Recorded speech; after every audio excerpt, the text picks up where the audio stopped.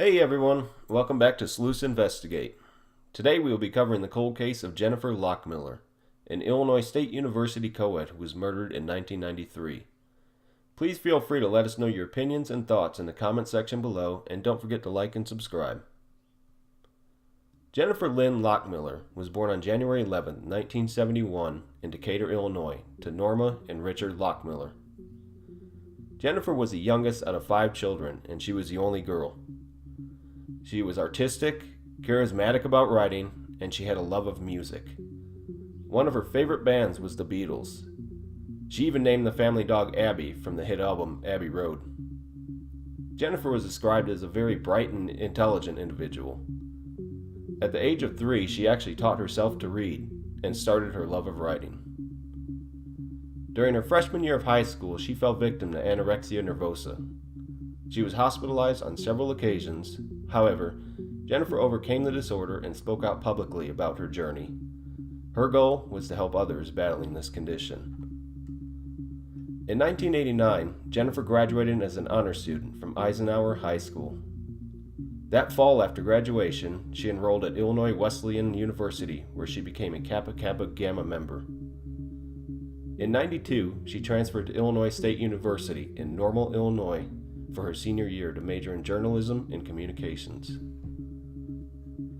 During her senior year of college, Jennifer was at the prime of her life. She was happy about transferring colleges and was ambitious to graduate. Like most young college students, Jennifer loved hanging out with her friends, going to parties, enjoying the local bars, and meeting new people.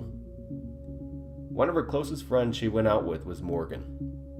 The pair were very close and spent a lot of time together. At the time, Jennifer was dating another ISU student named Alan. At the beginning of their relationship, things were great. However, after some time, things started to deteriorate and they broke up and got back together many times. In July of 93, Jennifer and Alan finally called it quits after some heated arguments between the two. Jennifer then started dating Alan's roommate, Michael. In the first week of August, after the breakup, Alan decided to quit his summer job at the campus and move back to his hometown of Rockford, Illinois, 130 miles north. He took a job at his uncle's grocery store and was moving on from the breakup. With Alan leaving, Michael had no place to live, so he moved his things into Jennifer's apartment. Everything seemed to be shifting into a more positive light for Jennifer. Morgan and Jennifer had made plans for the evening of the 25th of August to go out. However, Jennifer never showed up. Morgan called her many times and left messages on her answering machine. Concerned why she never called back, Morgan decided to drive past Jennifer's apartment on the 28th. She noticed lights on in Jennifer's apartment and her gray Pontiac Sunbird in the same spot that she had last parked it. She decided to stop and check on her.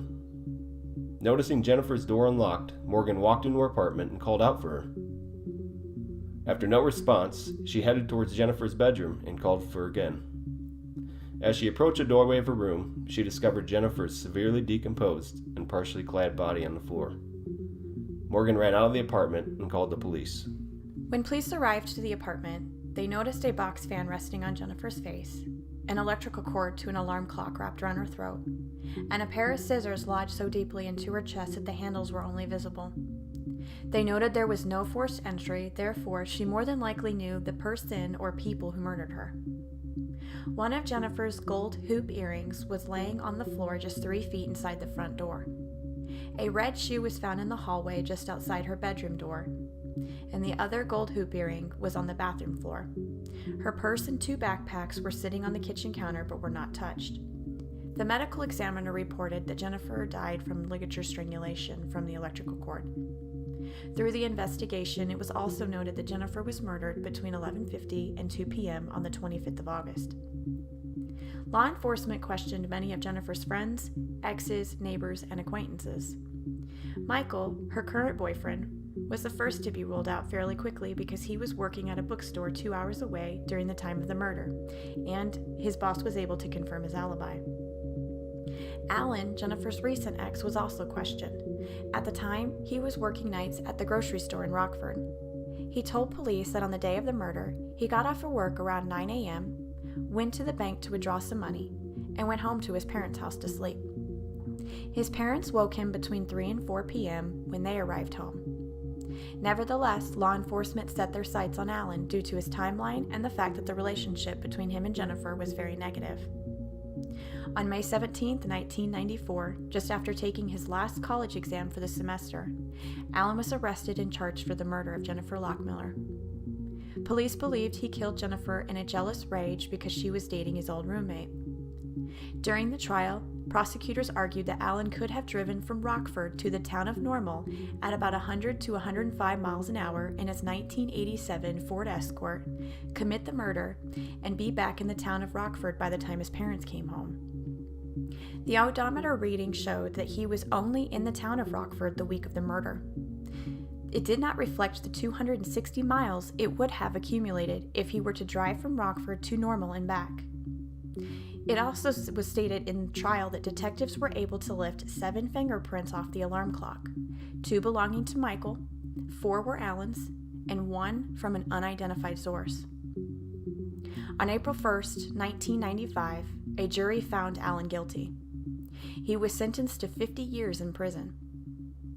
In May of 2008, the Illinois Supreme Court overturned Alan's conviction due to the prosecution withholding exculpatory evidence, which could have changed the outcome of the original trial.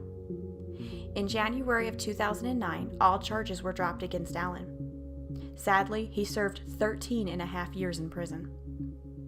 In 2012, DNA evidence that was taken from the crime scene back in 1993 was tested. It came back that it didn't match Alan or the other suspects. It actually came from 2 unknown male sources. Through the years of legal battles, Alan's name was finally cleared. In 2015, former Illinois Governor Pat Quinn pardoned Alan based on the fact that Alan was truly innocent. As of 2019, the case is open, but it is inactive. August 25th, 2019 will mark 26 years since Jennifer was murdered. After reviewing a lot of the information involving this case, we feel there is more out there. If you have any information on this case, please call 309-454-9526.